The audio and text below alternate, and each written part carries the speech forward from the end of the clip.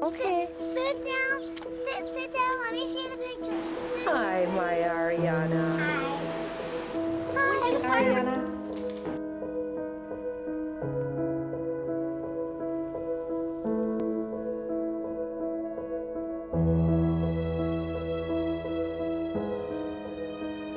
Ariana's short life was not of her doing, and I'm sure she had words with God as to why she was abruptly taken from this earth. I know Ariana thoughtfully touched lives when she was living, going to work and school. We want to pass on this legacy of hers. I have to get up and do something that might make a difference to other young women, to prevent another senseless, violent act in some way. If all of us can move away, even for a minute, from our very busy lives and focus a bit more on how to stop the evil that walks around so freely, perhaps then we as parents will be better equipped to protect our children and not have them fall to a fatal assault or gunman. The Ariana May Hatami Foundation is set out to transform lives. I have been profoundly changed. My life will never be the same. I look for my little Ariana every day in the little things, like the hummingbird that hovers a couple of feet above where I sit and is just looking at me. Ariana was little, petite, but her mind and heart was big and beautiful. Ariana used to burst through our front door, usually on a Sunday afternoon, to share dinner with us. I can still feel her small bones when I would wrap my arms around her and literally pick her up off the floor.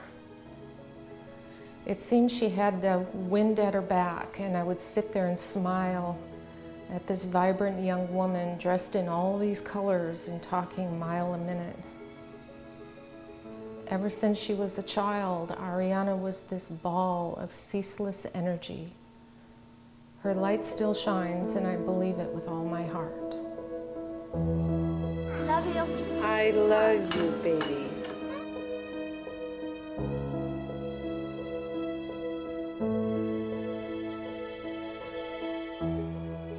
Arzine and I worked together in a startup company.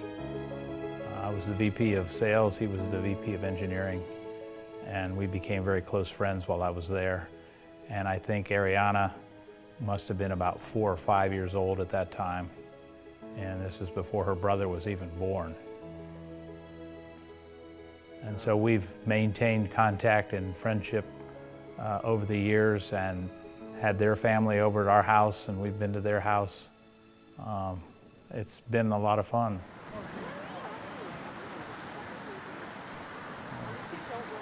Well, Ariana was a little 4-year-old, 5-year-old, and as 4-year-olds and 5-year-olds are, they're a little bashful around new people, and we got the privilege of seeing her grow up and become a teenager and then into college.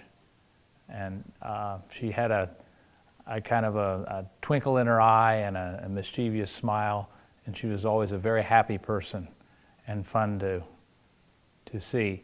The last time I saw Ariana was at a Christmas party at our house, and it was about 6 days before her incident, and I hadn't seen her for a couple of years, and she came in the door, and I was just immediate big smile on her face because she hadn't seen me in a while and I hadn't seen her, and it was just such a wonderful thing to see her again. I was so surprised and so happy that she'd come. And later on during the party I talked to her, and the wonderful thing was she started to hustle me for business, and I joked around with her, and it was just a wonderful thing. I was so happy to see her. She was very happy. Happy, mischievous smile,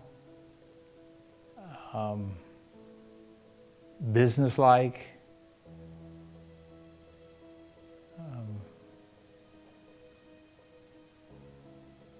just a all-around happy person.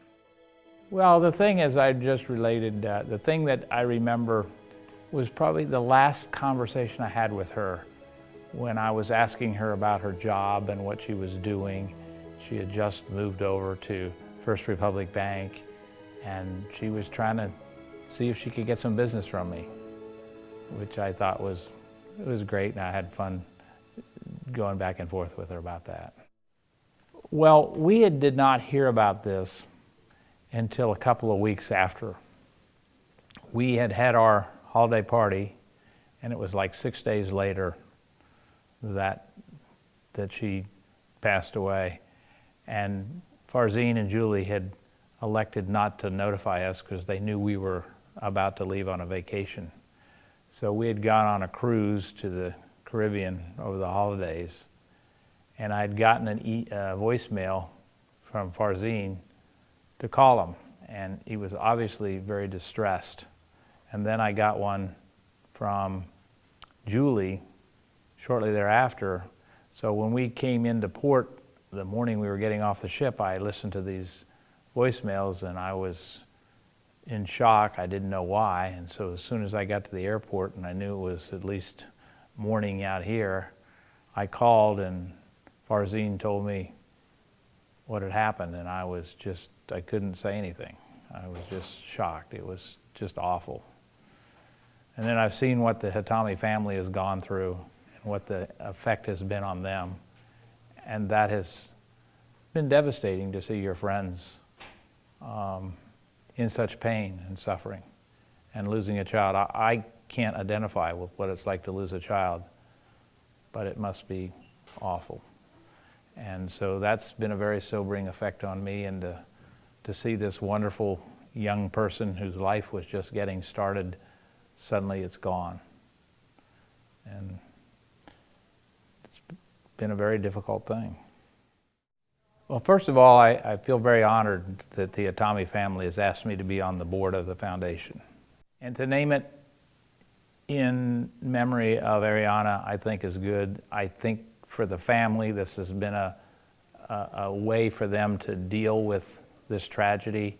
It's been a kind of a cathartic thing for them and get them focused in a positive direction. And I'm hoping that through the foundation, we will find ways to help young women who are victims of violence. And if we can prevent one such incident happening, it's worth it. And hopefully we not only prevent more than one, but maybe help young women who have been victims to put their lives back together. And we're still figuring out exactly what we're going to do, but we do know that it will be helping women who have been victims of violence and their families. Everyone that's been dealing with this, from the pastor of the church to the police officer, detective that's been involved, to the family, to the friends, have been a tremendous support system for the Hatamis.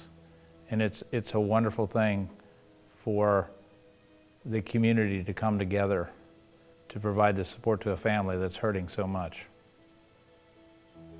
And I hope that out of this will come a lot of good stuff, and certainly good memories of who Ariana was and the legacy that she's going to leave behind.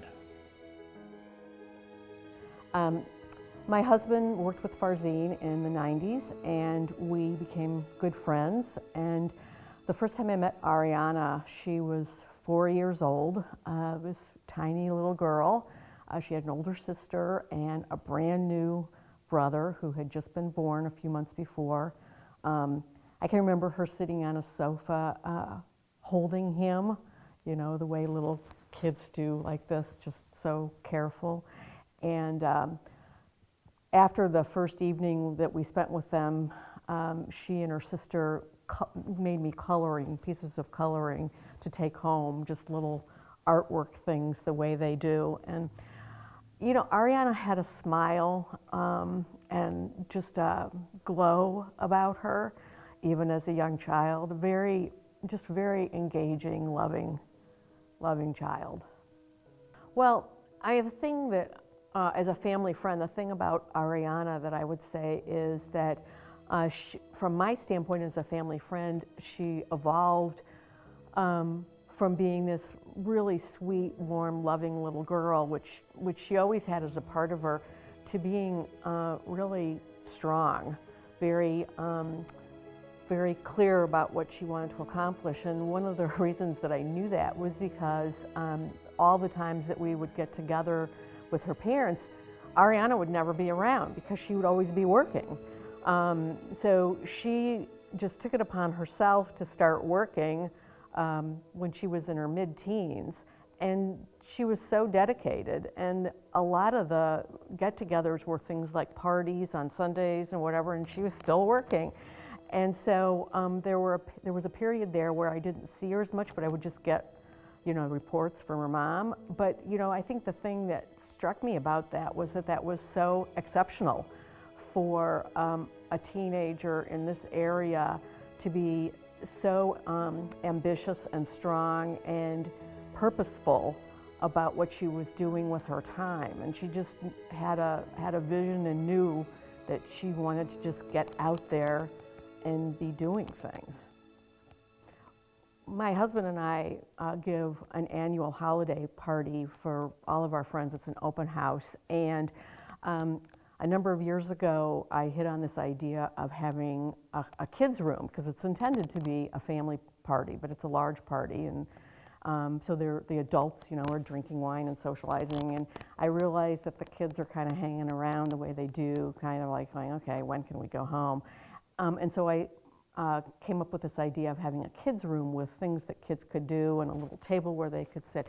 And Ariana and her sister and brother were the young kids at that time who were coming to our party, and they just, threw themselves into it.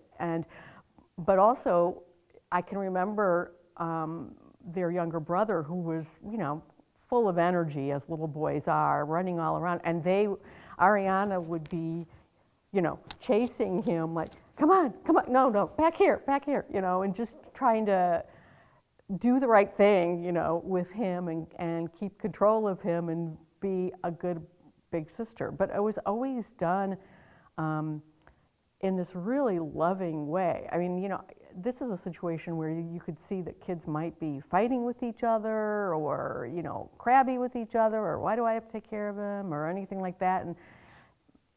And just very, loving, very purposeful, very much like, okay, this is what we do, and this is the right way to do it, and, come on back here, and we're just play and color and whatever. And as they grew up, and then the last time I saw Ariana, she came to our Christmas party, our holiday party, and it was the first time I had seen her in years. And we were kidding about this kids' room because I still have it. But, the young people who were in it at first are now young adults, and they would go by the kids' room and kind of look in, and there'd be a whole new generation of little kids there, new friends with the younger kids and whatever. And it kind of was almost an adult bonding moment where, they would be like, oh yeah, I remember doing the kids' room, and, I remember when we used to come here and do that. And, it's just one of those sweet things that said how much they were a part of our life, really, because we could track over time, how they grew up and developed into wonderful adults. Oh God, I'm going to start crying here. Well, my husband and I had been away, and when we were coming back, we'd been out of touch with our cell phones, so we got messages that Farzine and Julie really needed to speak to us, and there was some urgency, and so my husband called them from an airport. And I can remember watching him across the airport, and I can remember his entire demeanor just changed and, became very intense and everything. And after a few minutes, he got off the phone and he came over and told me about what had happened to Ariana. And it was just an unbelievable shock and tragedy, just one of those things that you just can't quite comprehend that this has happened. And you think, you know, all the kind of cliched things about, well, you read about these things in the newspaper and whatever, but you never expect it to happen to somebody that you know. And it just seems so unfair, so pointless. So maybe that's one of the good things about trying to do something very purposeful from that would help people, because that does give some point, some purpose to this tragedy. So I'm completely falling apart, I'm sorry. So this is something that not only affected me, but has affected my whole family, because they all knew of Ariana, either from parties and things or through us and whatever. And you know, it's one of those things where the caring and concern extends out and out and out. So that's the good thing, and it makes you value your own family, especially the young people in your family. And it makes you realize that life is precious. That's Ariana's. Why can't that be from? Oh, no. No, please. Please, move the garbage can. Good idea. We were teenagers, so we did a lot of teenager things. So I don't know. I want to share those stories. I mean, we just always had fun together. I remember. I mean, I could always be myself around her. So that was a nice thing. I mean, I think that's kind of hard to find, someone you can be completely yourself around. There was one moment where I was living with them for just like a part of the summer, because my parents were out of town and I was taking a class, and so they let me stay with them for part of the summer. And Yasi wasn't there, but Ariana and I hung out like a lot that summer, and I just remember having lots of fun with her, going to the movies, going out to eat, that kind of general thing. It just left me with a lot of regret, just because we were really close when we were younger in high school, and we kind of drifted apart afterwards. And it wasn't like a terrible thing. Like I thought we were always gonna come back together, and now we can't do that. So, yeah, regret.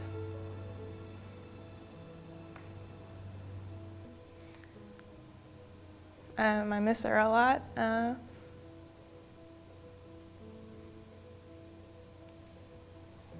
I'm sure I'll see her again, is what I like to tell myself.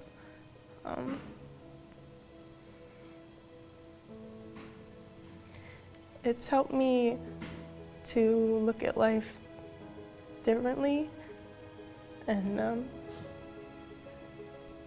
you know, to appreciate the people you do have in your life.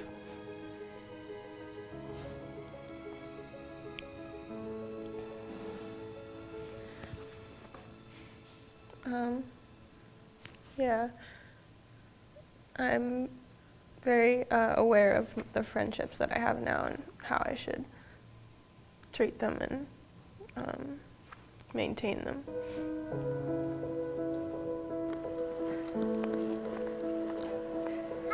Hi, babe.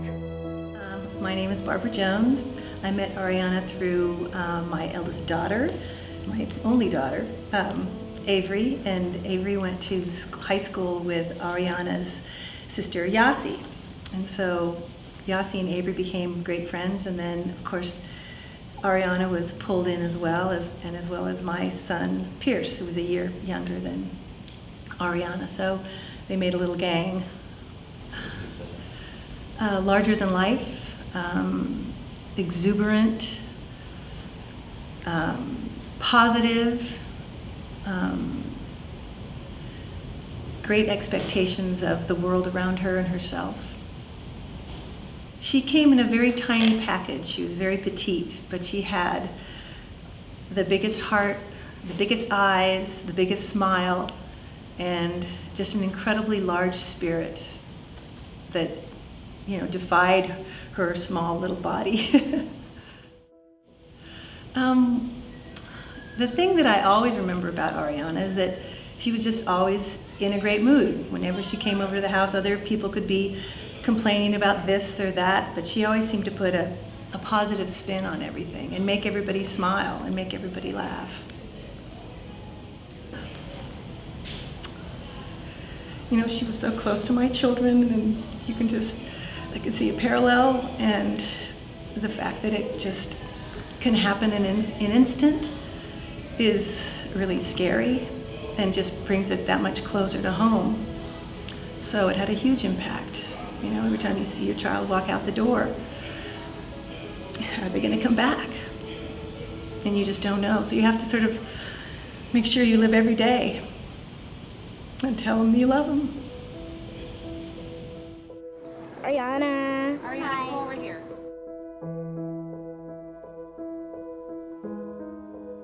Masood maybe wants to start because he met our Hatami family in the 80s. They were working. Yeah, I worked with Farzin and Julie back in the 80s. And we've been friends since probably, I would say, 1984 or so until today.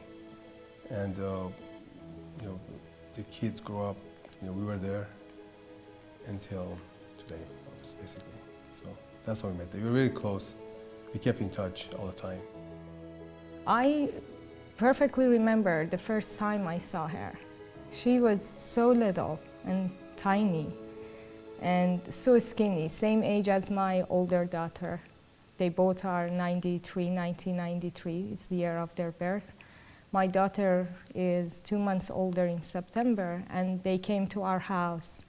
And my daughter, I thought she's the smallest, but Ariana was even smaller than her, so skinny, with something that I always remember, those big eyes and big smile, and so friendly. And she walked in front of her family, and she was the first one who said hi to us with a big, big smile.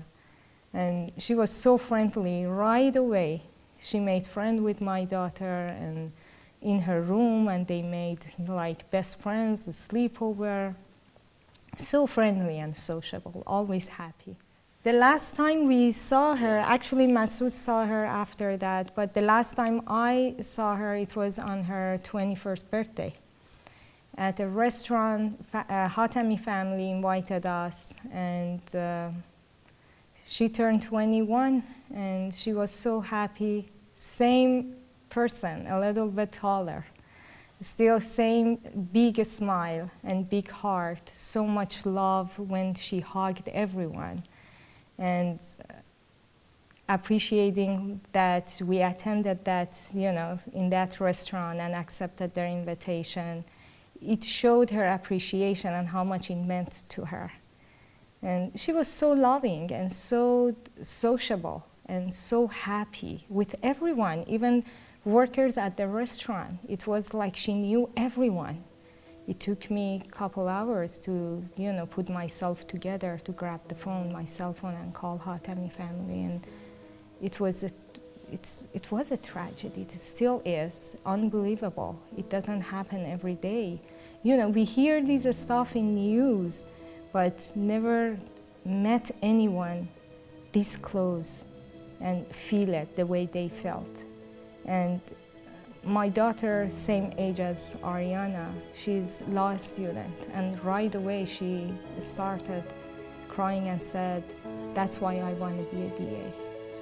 And I want to, you know, be there for these families and make sure they have enough support. And people like the guy has to know that there are people to take care of these kind of victims and their families.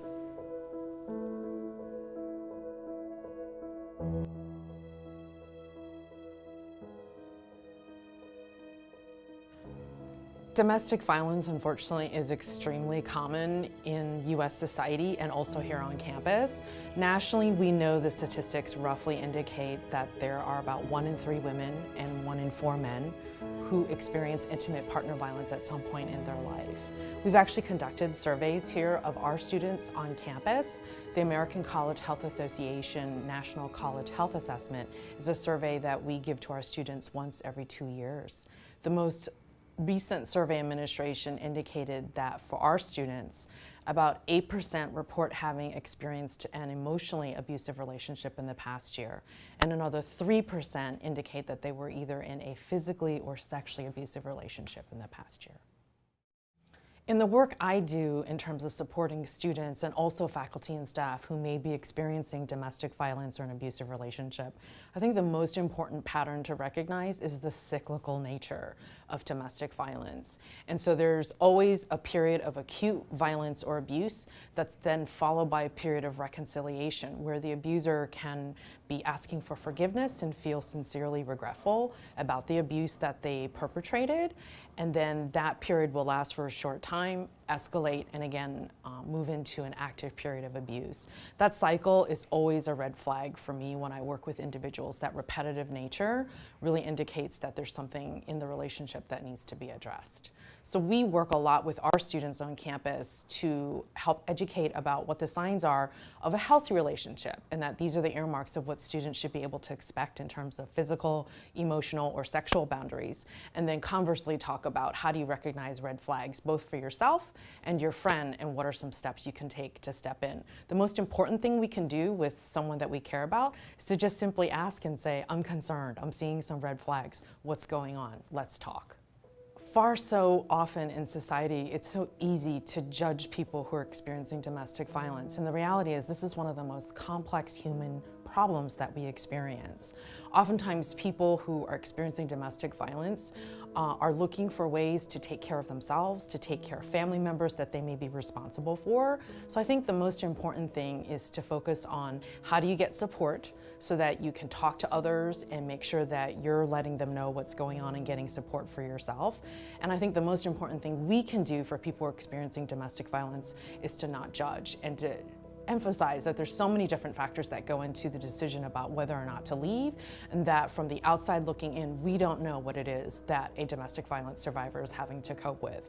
And so providing options for them that allow them to be able to make a choice that they feel is the best for themselves and for their children or others that they're responsible for is one of the best things that we can do.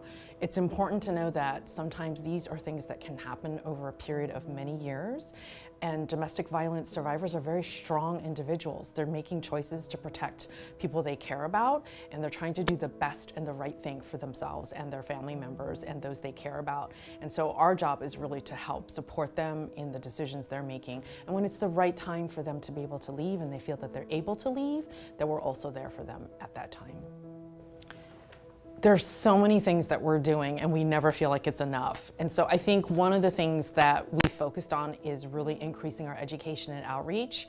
Each year, all new students and continuing students participate in a mandatory online training that exposes them to important concepts about sexual violence, domestic violence, and other forms of interpersonal violence that might happen in the college campus. It focuses on prevention, risk reduction, and also what are the resources here on campus, as well as the policies and procedures we have to protect students and to hold potential perpetrators accountable. The other thing that we do is that we also have a lot of in-person training. So through our health promotion and wellness department, as well as team members in equity programs and compliance, who are the staff people who work on Title IX related kinds of issues, we try to get out and about on campus and work with a large number of student groups so that we can raise their awareness, again, about prevention as well as our policies on campus. And we also work with our staff and faculty. They themselves might be experiencing sexual violence as well as domestic violence violence, but they also are the first line of defense for a lot of our students. So the more information we can get to our faculty and our staff about how to recognize signs of violence and also what kind of support they can give to our students and where they can refer them to get further assistance. These are all things we try to emphasize. We do this all year, we do this every year. I've been here since 2014 and we feel really good that each year we've been able to get out and reach more and more people, and there's a greater awareness we sense, but there's always more that we can do. Bystander interventions in general don't resolve the problem proactively. So once violence is already happening, then a person is already experiencing that violence. We really prefer to focus on strategies that try to proactively interrupt and prevent violence from happening in the first place. So we really support an approach that has been pioneered by individuals like Jackson Katz and Alan Berkowitz that focus on bystander approaches. And what this emphasizes that violence happens on a continuum, and that the signs every day of what could escalate into violence are happening in our everyday lives, in how we talk to each other and how we treat each other, our attitudes, our norms, our values. And so in a bystander approach, we begin intervening with each other when we hear comments that normalize violence or that celebrate violence. We interrupt each other if there are jokes or comments that are made that minimize the impact of violence or that advance myths or stereotypes or misconceptions about why violence occurs. And so when we start there, we start to change the cultural norms and we change the community beliefs and values around domestic violence and sexual violence so that people move towards a place that they won't tolerate it and won't see it as behavior that's acceptable. This also means that there's a greater likelihood that we'll see the potential red flags or signs of something before it escalates, that we can interrupt and intervene and hopefully get individuals to get some support. Our focus really is on looking at individuals who are potential perpetrators. I think that's where the emphasis needs to be on campuses and in communities, is that the recipient of the violence is the passive receiver. They're not the one who is at fault, and they ultimately can't prevent violence. The only person who can prevent violence is the person who's perpetrating the violence. And so the more that we can focus on the attitudes, beliefs, and behaviors of individuals who are potentially at risk for perpetrating sexual or domestic violence, then I think we have a real shot at making a change. One of the things we're doing at San Francisco State is developing programs that help to support the unique responsibility that men and individuals who identify as male can participate in. We know that while both individuals of all genders are potential victims and survivors of violence, the overwhelming majority of perpetrators are in fact male. And so if we can reach to men as part of the solution, because most men are not perpetrators, they can be part of a positive force to help shape and influence the behavior of other men.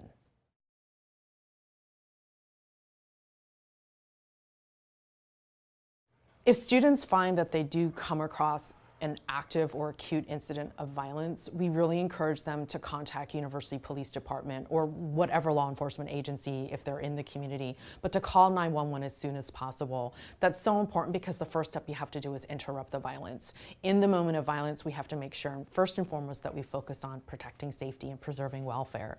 Once that has been addressed, then there's a time for conversation and education and intervention.